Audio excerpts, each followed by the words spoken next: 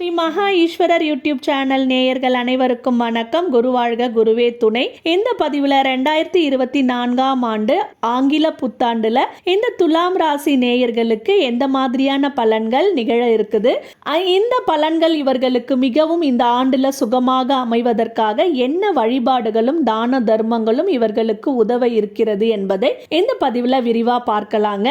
இந்த வருடத்தினுடைய பலனை காண்பதற்கு வருட கிரகங்கள் என்று அழைக்கக்கூடிய 4 கிரகங்களான, அதாவது குரு பகவான், சனி பகவான், ராகு பகவான் மற்றும் கேது பகவான்களுடைய அமைவிடத்தையும் அவர்கள் அங்கு அமைந்து என்ன பலன்களை இவர்களுக்கு கொடுக்க இருக்கிறாங்கன்றத நம்ம தெளிவா பார்க்கலாங்க. முதல்ல பாத்தீங்கன்னா, உங்களுக்கு இந்த ஆண்டு முழுவதும் சனி பகவானானவர் துலாம் ராசிக்கு புத்திர மற்றும் பூர்வ புண்ணிய ஸ்தானம் என்று அழைக்கப்படும் 5ஆம் இடமான கும்ப ராசியில அமர்ந்து பலன் கொடுக்கக்கூடியவராக இருக்கிறாருங்க. இந்த இடத்துல இவர் அமர்ந்து எந்த மாதிரியான பலன்கள் கொடுக்க இருக்கிறாரு அப்படின்னு கேட்டிங்கன்னா, இவர் இயற்கை பாப கிரகமாக இருக்கிறதுனால 5ஆம் இடத்துல இவர் அமர்வது என்பது அவ்வளவு நல்லதில்லை அப்படின்னு சொல்லக்கூடியதாக தாங்க இருக்குது. இந்த இடத்துல உட்கார்றது மூலமாக இவர்கள் பொதுவாக இந்த துலாம் ராசிக்காரர்களுக்கு ஒரு மனக்குழப்பத்தையும் மன சஞ்சலத்தையும் கொடுக்கக்கூடியவராக இருக்கிறாருங்க. எந்த ஒரு டிசிஷனையும் கரெக்டாக உங்களுக்கு ஆன் டைம்ல எடுக்க முடியாதுங்க. நீங்க முடிவு எடுக்க முடியாம மிகவும் திணறக்கூடிய நிலையில நீங்க இருக்கக்கூடியதாக இருக்குங்க. அடுத்தது பாத்தீங்கன்னா, உங்களுக்கு நோய்கள் பிரச்சனைகள் இருக்கக்கூடியதாக இருக்கும். பயத்துல பிரச்சனைகள் வருவதற்கான நிறைய வாய்ப்பு உள்ளதுங்க. உணவுகள் நீங்க சாப்பிட்டீங்கன்னா ஃபுட் பாய்சன் ஆகிறதுக்கும், கேஸ்ட்ரிக் ட்ரபிள் வர்றதுக்கும், இன்டைஜஷன் ப்ராப்ளம் வர்றதுக்குமான அதிக வாய்ப்புகள் இருக்கிறதுனால இதுல கொஞ்சம் நீங்க எச்சரிக்கையாக இருக்கலாங்க. அது மட்டும் இல்லைங்க, இவர் இந்த இடத்துல உட்கார்ந்திருப்பதன் மூலமாக ஒருவேளை உங்களுக்கு சொத்துக்கள் ஏதாவது பூர்வீக சொத்துக்கள் இருந்ததுன்னா அதுல கொஞ்சம் பிரச்சனைகள் வரக்கூடியதாக இருக்கும். உங்களுக்கு உங்களுடைய குழந்தைகளோட சில மனக்கசப்புகள் வருவதற்கான வாய்ப்புகள் உங்களுக்கு உண்டுங்க. மேலும் உங்களுடைய குழந்தைகளுக்கு பார்த்தீங்கன்னா ஒரு மந்த நிலை, படிக்கக்கூடிய குழந்தைகளுக்கு ஒரு மந்த நிலையில் இருக்கும். இப்போ இந்த துலாம் ராசி மாணவர்களும் வந்து பார்த்தீங்கன்னா படிப்புல கொஞ்சம், அதாவது உயர்நிலை படித்து கொண்டிருக்கும் மாணவர்களுக்கு கொஞ்சம் படிப்புல அக்கறை கம்மியாகவும் கொஞ்சம் அசட்டைத்தனம் அதிகமாகவும் மந்தம் வந்து கொஞ்சம் காணப்படக்கூடியதாக அவர்களுடைய குணத்துல இருக்குங்க. நீங்க இந்த நேரங்கள்ல உங்களுடைய குழந்தைகளை மிகவும் எச்சரிக்கையாக ஹேண்டில் பண்ணுங்க. அதாவது ரொம்ப அன்பா பொறுமையா நீங்க அவங்களோட ஹேண்டில் பண்றதன் மூலமாக அவர்களுக்கு அவர்களுடைய நிலையை நீங்க புரிய வைக்க முடியுங்க. ஒருவேளை நீங்க அவர்களோட சண்டை போடக்கூடிய நிலை வந்ததுன்னா அவங்க வந்து அந்த விஷயத்தை, அதாவது நீங்க என்ன விஷயம் சொல்ல வரீங்கன்றதே அவங்க புரிந்து கொள்ள முடியாத சூழ்நிலை ஏற்படக்கூடியதாக இருக்குங்க. அதனால நீங்க இப்போ உங்களுடைய குழந்தைகளோட பொறுமையா ஹேண்டில் பண்ணணும். படிக்கக்கூடிய மாணவர்களும் இப்ப படிப்புல கொஞ்சம் கவனத்தை அதிகமா செலுத்த வேண்டிய நிலையில இருக்கிறாங்க. அதாவது எந்த துலாம் ராசி நேயர்கள் மாணவர்களாக இருக்கிறீங்களோ அவங்கெல்லாம் கொஞ்சம் படிப்புல கொஞ்சம் எக்ஸ்ட்ரா கேர் எடுத்து நீங்க படிக்க வேண்டியதாக இருக்குங்க. ஞாபக சக்தி உங்களுக்கு கொஞ்சம் குறைவாக இருக்கக்கூடியதாக இருக்குங்க. அது மட்டும் இல்லாமல் ஆழ் மனதில் உங்களுக்கு ஏற்படக்கூடிய எண்ணங்கள்லாம் வந்து தப்பான டிசிஷன் உங்களை எடுக்க வைக்கக்கூடியதாக இருக்கும். அதனால் நீங்கள் எந்த ஒரு விஷயத்தையும் நீங்கள் யோசித்து அதை 2-3 பேர்கிட்ட கன்சல்ட் பண்ணி அதுக்கப்புறம் எந்த வேலையும் செய்தால் நல்லா இருக்குங்க. மேலும் இந்த உழைப்பில்லாத ஊதியம் செய்யக்கூடியவர்கள்லாம் இருக்கிறாங்க இல்லையா, அதாவது ஷேர் மார்க்கெட்டு, ரேஸு, அந்த மாதிரியான தொழில் செய்யக்கூடியவங்கெல்லாம் பார்த்தீங்கன்னா கொஞ்சம் எச்சரிக்கையாக இருக்கணுங்க. இப்போது பெரிய அளவில் ஷேர் மார்க்கெட்டில் நீங்கள் இன்வெஸ்ட் பண்ணாமல் இருக்கிறதுன்றது தான் சிறப்புன்னு உங்களுக்கு சொல்லக்கூடியதாக இருக்குதுங்க. இப்போ இந்த 5ஆம் இடத்துல உட்கார்ந்து கொண்டிருக்கிற சனி பகவானால் உங்களுக்கு நன்மை தான் நடக்கணும், அவரால் நான் சொன்ன தீமைகள் எதுவும் நடக்கக்கூடாதுன்னு அதுக்கு நீங்கள் செய்ய வேண்டிய சிறப்பான தெய்வ வழிபாடு என்னன்னு கேட்டிங்கன்னா, சனிக்கிழமைகளில் ஆஞ்சநேயரை சென்று நீங்கள் வழிபடுங்க. அவருக்கு வெற்றிலை மாலை சாற்றி வழிபட்டு வருவது என்பது மிக மிக சிறப்பு.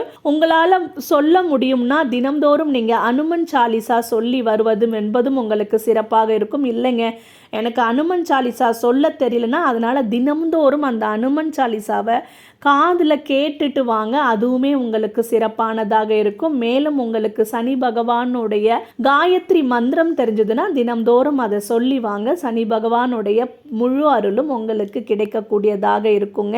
தான தர்மங்கள் என்ன சிறப்பாக இருக்கும் அப்படின்னு கேட்டிங்கன்னா, உங்களால் முடிந்ததுன்னா உங்கள் வீட்டுக்கு அருகில் இருக்கிற கோயிலில் இருக்கிற மடப்பள்ளிக்கு முடிந்த இரும்புகளால் அந்த வானால் சட்டி, அதாவது இரும்பு கரண்டி, இந்த மாதிரி இரும்பால் ஆன பொருட்களை வந்து நீங்கள் அந்த கோயிலுக்கு வாங்கி உபயமாக அளிக்கலாங்க. இது ரொம்ப ரொம்ப சிறப்பானதாக இருக்கும். அதாவது கோயிலுக்கு ஒரு பூட்டு கூட நீங்கள் இரும்பில் வாங்கி கொடுக்கலாம். அதுவுமே உங்களுக்கு சிறப்பான பரிகாரமாக இருக்கக்கூடியதாக இருக்குதுங்க. எள்ளால் ஆன உணவு பண்டங்களையும் நீங்கள் வந்து தானமாக மற்றவர்களுக்கு கொடுக்கலாம். அதுவுமே உங்களுக்கு சனி பகவானுடைய முழு அருள் கிடைப்பதற்கான ஒரு சிறப்பான பரிகாரமாக உங்களுக்கு இருக்குங்க. அடுத்தது உங்களுக்கு ராகு பகவானானவர் ருணரோக சத்துருஸ்தானம் என்னும் 6ஆம் இடத்துல அமைந்திருக்கிறாருங்க. இது உபஜயஸ்தானம் என்று அழைக்கப்படுறதுனால இந்த இடத்துல ராகு பகவான் இருப்பது மிக மிக சிறப்பானதாக இருக்குங்க. இந்த இடத்துல அவர் இங்கே உட்கார்ந்து உங்களுக்கு அதிகமான நன்மையை செய்ய கடன்பட்டவராக இருக்கிறாருங்க.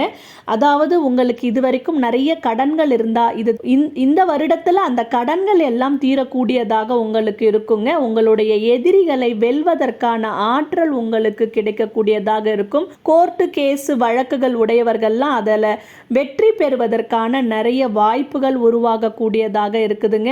வேலையில் வெளிநாட்டுக்கு சென்று நான் வேலை செய்யணும்னு நினைக்கக்கூடியவங்களுக்கு இப்போ முயற்சி பண்ணாங்கன்னா கண்டிப்பாக வெளிநாட்டில் வேலை கிடைப்பதற்கான வாய்ப்புகள் அதிகமாக இருக்குதுங்க. உயர் பதவிகள் கிடைப்பதற்கும் வேலையில் ஒரு நல்ல இடமாற்றமும் உங்களுக்கு ஊதிய உயர்வும் கிடைப்பதற்கு ஒரு அருமையான அமைப்பாக இந்த ராகு 6ஆம் இடமான மீன ராசியில் உங்களுக்கு அமைந்திருப்பது கொடுக்கக்கூடியதாக இருக்குதுங்க. இந்த நல்ல பலன்கள் எல்லாம் உங்களுக்கு ரெட்டிப்பாக கிடைப்பதற்காக நீங்கள் வந்து பார்த்தீங்கன்னா, அதாவது ராகு காலத்தில் துர்க்கை அம்மனையும் மேலும் ராகு பகவானையும் வழிபட்டு வந்தீங்கன்னா உங்களுக்கு இந்த அனைத்து வித பலன்களும் ரெட்டிப்பாக கிடைக்கக்கூடியதாக இருக்குங்க. மேலும் உங்களை சுற்றி அதாவது முஸ்லீம் மனிதர்கள் இருக்கிறாங்க அப்படின்னா அந்த முஸ்லீம் நண்பர்களுக்கு முடிந்த உதவி செய்யுங்க. ஏன்னா ராகு பகவான் என்பவர் முஸ்லீம்களை குறிக்கக்கூடியவராக இருக்கிறதுனால அவங்களுக்கு உங்களால் முடிந்த உதவிகளை செய்யுங்க. கண்டிப்பாக ராகு பகவானால் உங்களுக்கு நல்ல பலன் கிடைக்கக்கூடியதாக இருக்குங்க. மேலும் நீங்கள் ராகு பகவானுக்காக வேற என்னெல்லாம் செய்தால் சிறப்பாக இருக்கும் அப்படின்னு நீங்கள் கேட்டிங்கன்னா, ராகு பகவானுடைய காயத்ரி மந்திரத்தை நீங்கள் தினம்தோறும் சொல்லி வருவதும் என்பது உங்களுக்கு மிகவும் சிறப்பானதாக இருக்குங்க.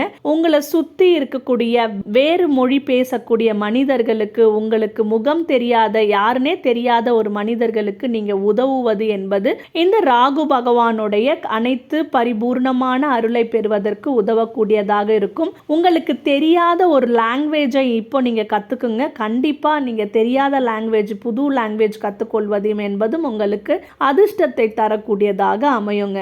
அடுத்தது பார்த்தீங்கன்னா, உங்களுக்கு குரு பகவானானவர் 7ஆம் இடம் மற்றும் களத்திர ஸ்தானம் என்றும் அழைக்கப்படும் கூடிய இடத்துல இப்போ இருக்கிறாருங்க.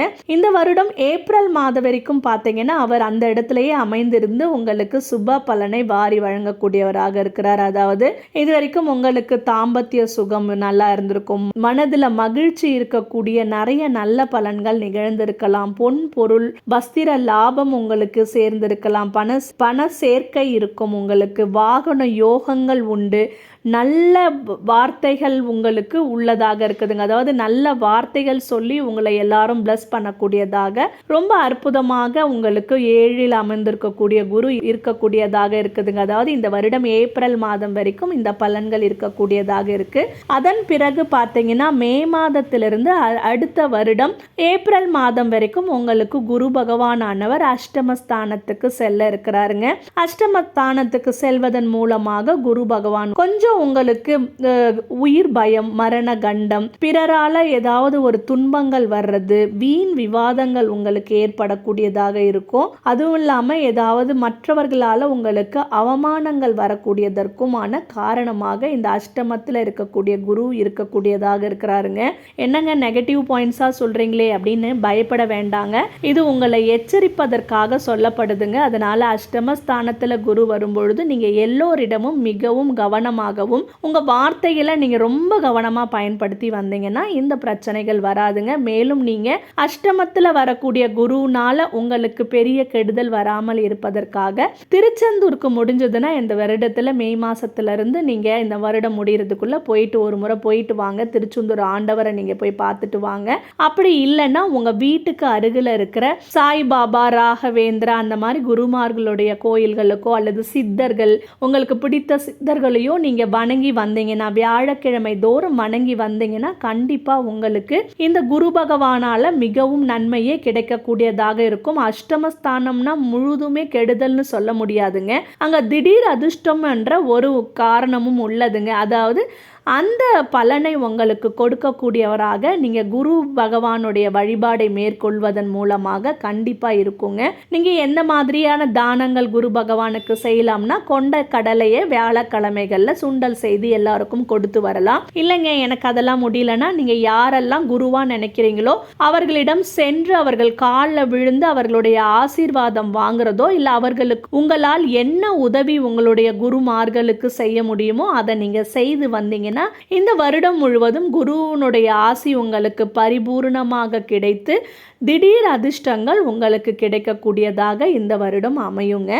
அடுத்து பார்த்தீங்கன்னா, உங்களுக்கு 12ஆம் இடம் என்று சொல்லக்கூடிய அயன சயன போக ஸ்தானத்தில் கேது பகவான் அமைந்திருக்கிறாருங்க. இந்த வருடம் முழுவதுமே அந்த இடத்துல தான் இருக்கக்கூடியவராக இருக்கிறாரு. இதன் மூலமாக உங்களுக்கு என்ன இருக்குதுன்னு கேட்டிங்கன்னா, தூக்கத்தில் கொஞ்சம் பிரச்சனைகள் இருக்கக்கூடியதாக இருக்குங்க.